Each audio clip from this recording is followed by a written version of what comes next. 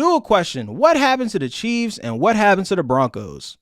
Let's start with the Chiefs first. To me, the answer is quite simple, and I think we're making it a little more complicated than it needs to be. They tried to do the Patriots method and they failed. Well, failed is relative because they won the Super Bowl last year, but follow me. The Patriots dynasty method was, we have Tom Brady, so we're going to cheap out on receivers, we're going to protect them the best we can, and we're going to put a great defense behind him on the other side of the ball so that even if we don't have an explosive offense, he only has to do but so much for us to win. The Chiefs try to do the same approach. Like, hey, instead of paying Tyreek Hill $30 million a year, how about we trade him for a couple first-round picks, take defensive players, and we build up that way, and we'll bargain hunt on the receivers. They did one of the 3 steps correctly. They got the defense right. As far as the offensive line, Donovan Smith and Juwan Taylor have just not been it this offseason. Whether it's the penalties or Patrick Mahomes being under pressure all year long or the hits, it's beyond just trading Tyreek Hill away. And also, I don't want to hear they missed Tyreek Hill, they shouldn't have done it. They won a Super Bowl last year.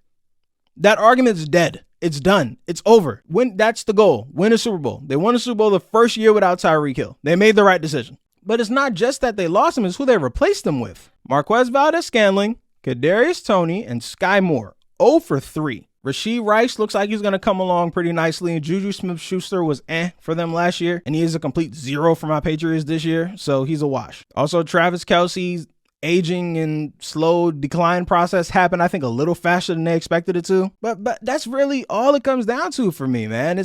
They tried the Patriots method, and it's just not everyone's the Patriots, dog. I'm sorry to tell you. It's just not everyone's us. And I'm not even saying it's the wrong method. They just chose wrong. Trading for Kadarius Toney, getting a former first-round pick for good value sounds good in theory. But as we've seen, the Kadarius Toney thing, you can argue that he's cost them 2 games this year, if not more. Now, I don't believe in the one play makes or break a game thing. 60-minute football games don't work that way, but you get my point. Valdes-Scantling dropped the pass that could have got him the game-winning Eagles touchdown. Sky Moore has not developed into the receiver we thought he was going to in year 2. And the offensive line tactic of we're going to take all these right tackles and try to make them left tackles. But let's bring it back to reality now. I didn't think the Chiefs were a Super Bowl team from like halfway through the season anyways. I think most of us felt that way, but we kept giving them the Patrick Mahomes and the Reed benefit of the doubt.